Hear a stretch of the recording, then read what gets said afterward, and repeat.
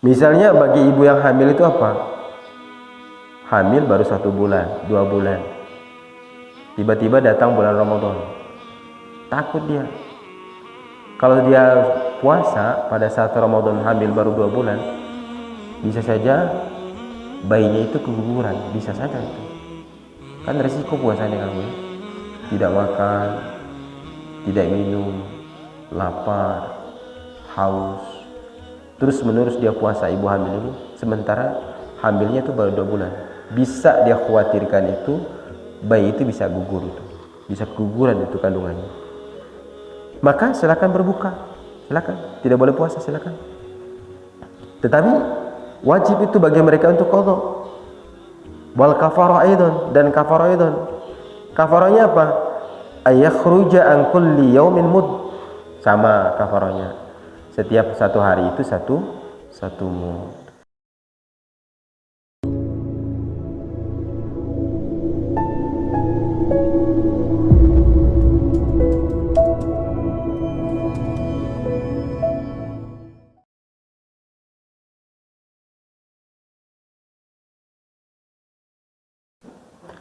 Sekali lagi, Assalamualaikum warahmatullahi wabarakatuh.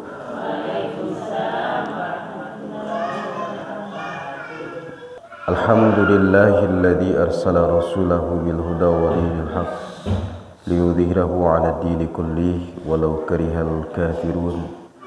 Wa kafa billahi shahida.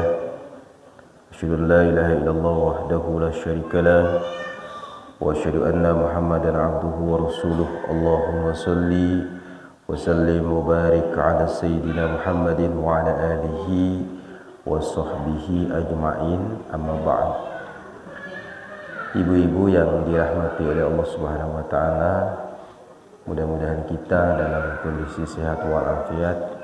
Amin ya rabbal alamin. Yang kedua, wa man mata wa alaihi siyam. Barang siapa yang meninggal wa alaihi siyam faitun, dia punya utang puasa. Barang siapa yang meninggal, dia punya utang puasa.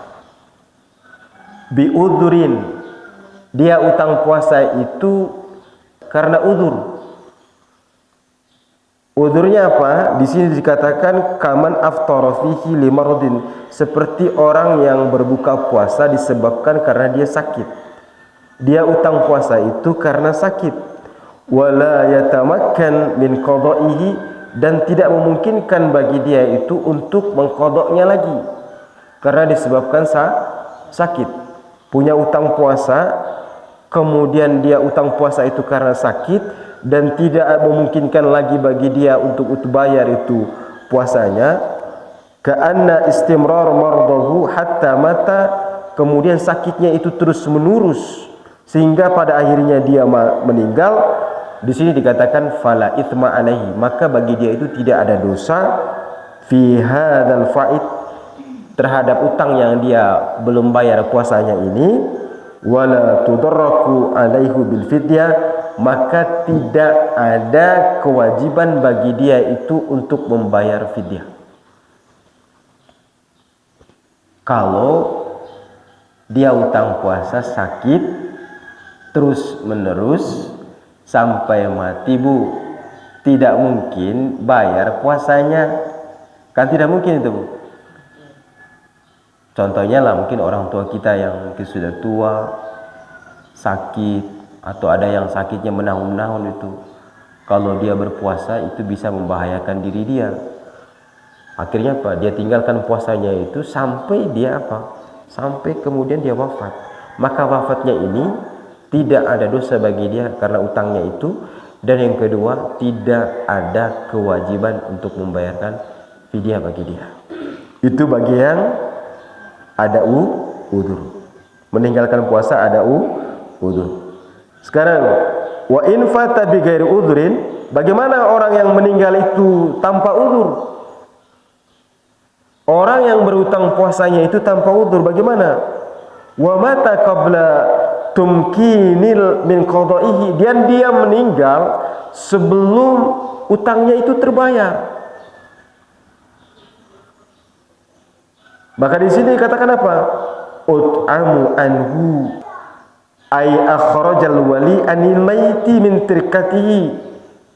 Ada fatwa Imam Syafi'i itu yang jadid, yang baru. Qadim itu adalah fatwa Imam Syafi'i yang lama ketika Imam Syafi'i itu tinggal di Irak. Ada fatwa Imam Syafi'i itu yang jadid, yang baru ketika Imam Syafi'i itu tinggal di Mesir. Menurut fatwa Imam Syafi'i itu yang baru, dikatakan di sini apa? Akhrajal wali.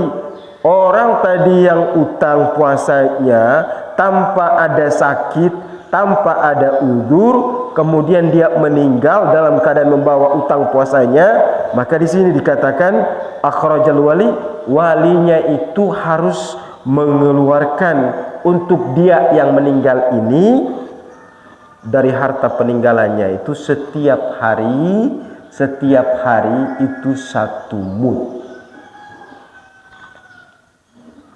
Ada yang sakit itu tahun terakhir, dekat Ramadan tidak sembuh-sembuh sakitnya, masuk Ramadan masih sakit. Apa yang terjadi? Tanggal 30 Ramadan, besok mau Idul Fitri, Bu, meninggal. Padahal tadi ketika dia meninggal itu apa? Ada kewajiban puasa? Tidak ada. Tapi ada yang sehat. Masuk Ramadan dia sehat. Pada saat Ramadan sehat juga, tapi tidak puasa. Utang. Pas tanggal 30 Ramadan meninggal dia. Maka di sini dikatakan apa? Menurut pendapat Imam Syafi'i yang baru, ketika Imam Syafi'i di Mesir, maka walinya, keluarganya, kalau dia memiliki anak, memiliki kakak atau memiliki istri di belakangnya, istri anaknya ini dia harus mengeluarkan 1 mud. Kalau 30 hari dia tinggalkan puasanya itu, maka 1 harinya itu 1 mud. 1 mud itu untuk memberikan makan kepada orang fakir miskin. Hati-hati, Bu, hati-hati. Tolong diingatkan saudara kita, tetangga kita, mereka yang tidak puasa, meninggal maka bawa utang puasa.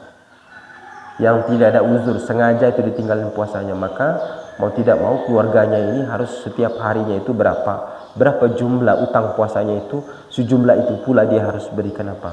Makan kepada orang-orang miskin.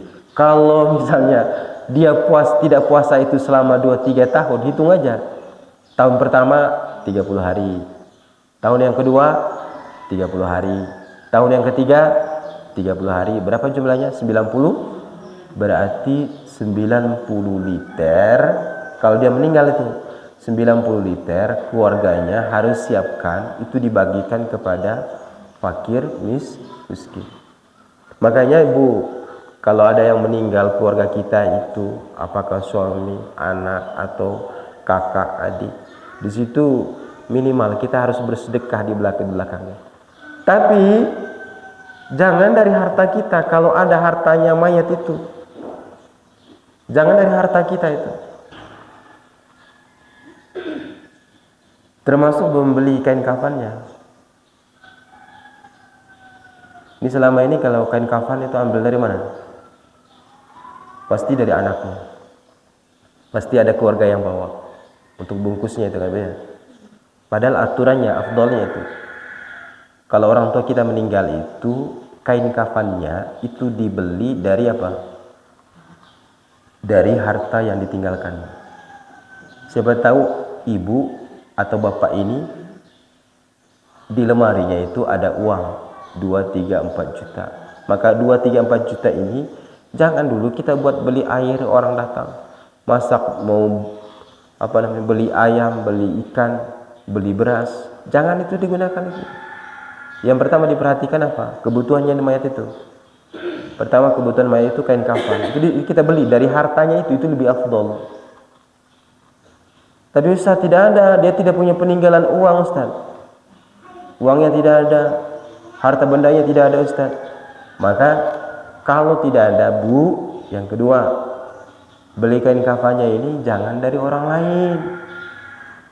Kain kafannya ini yang beli itu anaknya. Ini tidak ini, ada yang datang keluarga jauh. Apalagi kalau yang datang itu adalah Yang datang itu, ini apa kita di Flores ini ya, di NTT.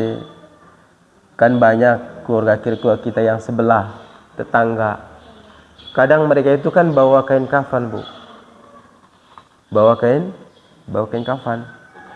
Kita terima kain kafannya. Kemudian tanpa kita sadari ternyata kain kafannya dibawa oleh orang-orang sebelah ini, kita bungkus. Orang tua kita bungkus istri atau suami kita, anak kita. Maka Masya Allah, sebaiknya kain kafan itu disimpan lain. Ambillah kain kafan yang dibeli dari hartanya. Yang kedua itu, ambillah kain kafan itu kalau tidak ada hartanya dari uang kita. Kalau anak tidak punya uang, ya kita sebagai istri, uang kita itu untuk kain kafan suaminya. Seperti itu. Jadi pembayarannya itu dari harta tirkah. Ya Bu ya.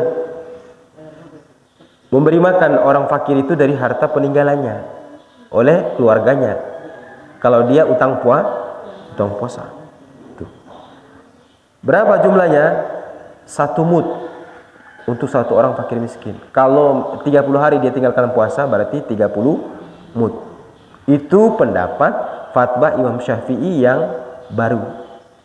Kalau fatwa Imam Syafi'i yang lama dikatakan apa? Ketika Imam Syafi'i itu tinggal di Baghdad, Imam Syafi'i mengatakan tidak ada ketentuan itu memberi makan orang fakir miskin. Tidak ada ketentuannya. Tetapi dia bilang bal yajuzu lil wali aydan ayasumu anhu. Tetapi dibolehkan bagi wali, bagi keluarga yang ditinggalkan ini untuk apa? Agar berpuasa untuk yang meninggal ini. Dia yang meninggal, dia yang utang, kita yang puasa, Bu. Kalau dia biasanya utang puasanya 2-3 tahun, misalnya 3 tahun dia tinggalkan puasanya itu, berarti 90 hari. Maka yang bayarnya itu adalah kita. Kita yang bayar. Itu menurut fatwa Imam Syafi'i yang lama. Bahkan itu disunahkan. Tapi Ustaz, bagaimana kalau keluarganya itu tidak ada yang sanggup bayar puasanya dia itu? Selama 90 hari tidak ada yang sanggup. Maka keluarganya ini bisa bayar orang. Bisa bayar orang. Orang yang dipanggil, siap nggak bayar?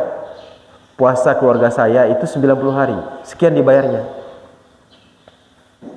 Maka apakah sah puasanya? Sah. Pertama bisa dibayar oleh keluarganya puasanya itu dengan puasa, bisa dibayar oleh orang lain dengan cara dibayar. Tuh bayar untuk yang meninggal. Yang ketiga, tinggal 2 lagi nih. Yang ketiga, wasyakhul qurun. Orang-orang tua seperti kakek, wal ajuju dan nenek, wal maridu, orang-orang yang sakit, alladzi la yurja buru'ahu, di mana sakitnya itu tidak mungkin sembuh lagi, in azazal kulla minhum anis saum, di mana ketika mereka berpuasa, maka bisa saja itu bisa melemahkan mereka, bahkan bisa membahayakan diri mereka. Di sini dikatakan yuftiru wa yut'imu. Maka silakan orang-orang tadi itu, kakek, nenek, orang yang sakit yang tidak mungkin sembuh sakitnya itu, silakan mereka berbuka puasa. Tidak perlu mereka puasa pada saat Ramadan. Wa yut'imu an kulli yaumin muddun. Maka bagi mereka itu, bagi kakek, nenek, orang yang sakit ini, mereka memberikan makan setiap harinya itu 1 mud, orang-orang miskin. Saya ingin tanya, yang saat ini masih ada orang tuanya di rumah yang sudah tua, usia 60, usia 70, masih ada? Bu, atau orang yang sakit yang sampai saat ini belum sembuh. Bu, kalau ibu sayang orang tua, bapak dan mama, sekarang tidak puasa, ibu jangan sayang dia diberi makan, jangan. Coba perhatikan, tanya, puasa berapa puasa sudah tidak dikerjakan? Berapa utang puasanya itu yang tidak dikerjakan? Ya Bu, bayar puasanya. Bayar. Kalau bulan ini misalnya sudah tidak bisa puasa lagi, bayarlah kita sebagai bukti sayang kita terhadap orang tua. Setiap harinya itu sama. Kemudian cara bayarnya tidak boleh bayar sebelum Ramadan. Besok mau Ramadan, nanti malam mau tarawih pertama, nanti malam mau sahur pertama, sore ini dibayar dia punya fidyahnya, maka itu tidak sah. Karena diperkirakan 30 hari dia tidak mungkin puasa, dibayar memang ini sebelum besok Ramadan. Tidak sah. Yang afdalnya apa? Itu dibayar tiap hari. Habis sahur, sholat subuh, habis sholat subuh begini pulang ke rumah, ambil 1 mud tiap hari. Untuk orang tua kita, ambil 1 mud. Atau orang yang sakit, suami kah, anak kah yang sedang sakit, 1 mud tiap hari. Cara bayarnya, kalau repot itu tiap hari dikumpulin. Satu pada akhir Ramadan itu kumpulin 30 hari, berarti 30 mud. Akhir Ramadan baru bayar. Begitu Bu. Berarti 30 hari 30 liter. Itu caranya. Itu yang kedua. Yang ketiga, yang terakhir. Wal hamilu wal murdi'u idza haffata ala anfusihima. Perempuan yang hamil, perempuan yang menyusui, di mana keduanya itu khawatir terhadap dirinya. Dararan yalhaquhuma bisaum qad dararil marid. Takut itu kalau mereka berdua ini puasa itu takut membahayakan dirinya. Takut membahayakan dirinya. Sebagaimana takutnya orang yang sakit apabila mereka berpuasa. Gitu. Maka di sini dikatakan aftara wa waja'a alaihil qada. Boleh mereka tidak berpuasa. Ibu yang hamil, ibu yang menyusui ketika Ramadan boleh mereka tidak berpuasa. Kalau khawatir keselamatan dirinya dan keselamatan bayi dalam kandungan. Keduanya itu boleh tidak berpuasa. Tetapi wa alaihim al-qada. Keduanya wajib qada. Wajib itu qada. Misalnya bagi ibu yang hamil itu apa? Hamil baru 1 bulan, 2 bulan. Tiba-tiba datang bulan Ramadan. Takut dia. Kalau dia puasa pada saat Ramadan hamil baru 2 bulan, bisa saja bayinya itu keguguran. Bisa saja itu. Kan resiko puasanya kan Bu ya. Tidak makan, tidak minum, lapar, haus. Terus menerus dia puasa ibu hamil ini. Sementara hamilnya itu baru 2 bulan. Bisa dia khawatirkan itu bayi itu bisa gugur itu. Bisa keguguran itu kandungannya. Bisa keguguran kandungan. Atau ibu yang menyusui. Baru anak ini lahir 3 bulan Bu. Tiba-tiba datang waktu puasa. Dia puasa, anaknya tetap menyusui. Maka dikhawatirkan kalau dia puasa terus, khawatirnya apa? Air susunya itu berkurang. Kan biasa kan anak-anak bayi yang baru kan ibunya yang baru melahirkan anak bayi ini kan biasanya itu dia butuh asupan makanan kan. Makanan kan, sayur-sayuran, apa segala macam itu untuk menambah ASI. Sehingga bayi ini ketika dia menyusui itu tidak kekurangan air susu begitu. Maka silakan berbuka. Silakan, tidak boleh puasa silakan. Tetapi wajib itu bagi mereka untuk qada. Wal kafarah aidan, dan kafarah aidan. Kafarahnya apa? Ayakhruja an kulli yaumin mud. Sama kafarahnya. Setiap 1 hari itu satu mud. Kalau 30 hari ibu ini yang tidak puasa, maka 30 mud. Jadi itu yang paling terakhir itu bagi yang mau musafir boleh tidak puasa boleh puasa. Ya Bu ya. Kalau ibu itu musafir, pulang mudik, pulang kampung halaman. Siapa yang mau mudik Bu? Ada yang mau mudik? Ibu-ibu yang mau mudik pada saat Ramadan ini kan dalam kondisi puasa, itu boleh tidak puasa, boleh juga puasa jika memang mampu. Tapi apalagi sekarang kan pesawat terbang itu dari Jakarta ke Labuan Bajo misalnya, itu hanya 2 jam. Di sana tadi kita sahur, kemudian jalan dalam kondisi puasa, bukanya di Labuan Bajo. Sahurnya di Jakarta, bukanya di Labuan Bajo. Tuh, bisa kita puasa. Yang penting perjalanan itu tidak mengganggu puasa kita. Boleh juga berbuka, boleh juga tidak puasa. Seperti itu. Insya Allah boleh itu, tidak masalah. Tapi bagaimana yang begini sakit demam,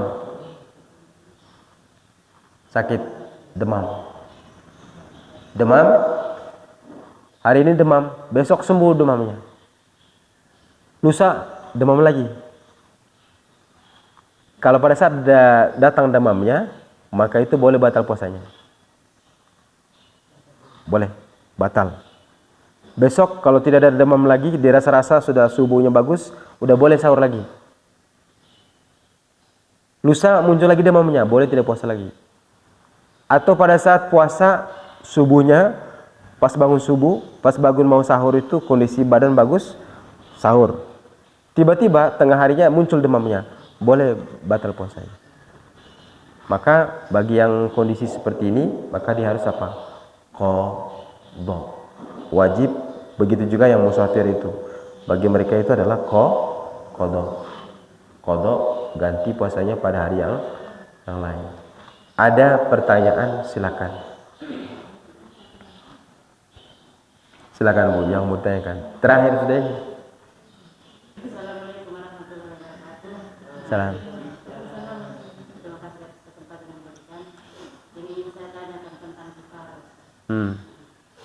Ini seperti yang saya ceritakan tadi, contohnya sepasang suami istri yang Allah. Mereka hanya tahu tentang puasa dalam bulan Ramadan itu cuma menahan lapar dan haus dari pagi sampai waktu berbuka. Tapi mereka tidak mengerti tentang yang lain-lainnya. Selama beberapa tahun mereka menjalankan itu, mereka sempat berjima juga dalam bulan Ramadan. Selama mereka berpuasa itu, tapi mereka tidak mengerti tentang kalau berjima itu harus membayar kafar. Setelah mereka mendapat pelajaran tentang berjima di siang hari dilarang dalam bulan Ramadan, mereka ingin membayar. Apakah mereka membayar itu selama mereka mereka berjima selama bertahun-tahun itu, atau cuma sekali saja, sedangkan mereka mendapatkan ilmu itu setelah mereka tua nanti? Selama mereka tidak faham, selama itu pula tidak ada kewajiban kafarah. Tidak ada. Dianggap gugur itu karena disebabkan mereka itu baru kenal Islam, masuk Islam. Namun ketika nanti lambat laun selama misalnya 7-8 tahun dia sudah muslim, dia sudah mulai belajar. Startnya dari mana dia mulai belajar Islam? Kalau startnya misalnya ketika 7 tahun dia mu'alaf, itu baru dia mau belajar Islam. Setelah dia mulai belajar ini, dia sudah paham, maka kalau itu dilakukan lagi yang kedua kalinya, bersetubuh pada siang Ramadan, maka yang kedua ini wajib kafarah. Kalau yang pertama tadi tidak ada kafarah, tidak ada kewajiban qadha, tidak ada kafarah. Pokoknya mulai kapan dia mulai belajar Islam, startnya dari situ. Dia harus nanti bayar kafarah, qadha dan qadha. Itu Bu. Selama 7 tahun ya, tidak gimana cari ustadz, di mana majelis taklim. Tidak ada majelis taklim. Mau belajar Islam tidak ada.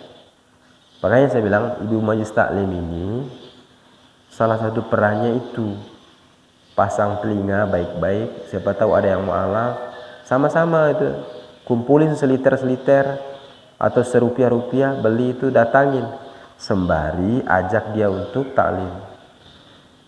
atau sembari kita ajarin dia. Itu gunanya majelis taklim itu. Pasang telinga baik-baik. Itu mu'alah. Pada saat kita mulai datang, kita ajarin dia, kita dekatin dia, kita beritahu dia, maka mu'alah itu sudah pada saat mulai itu, kalau dia sudah tahu, maka wajib dia kafar. Sebelumnya maafkan itu. Maafkan, tidak ada kewajiban, tidak ada beban bagi dia itu. Seperti itu. Itu Bu.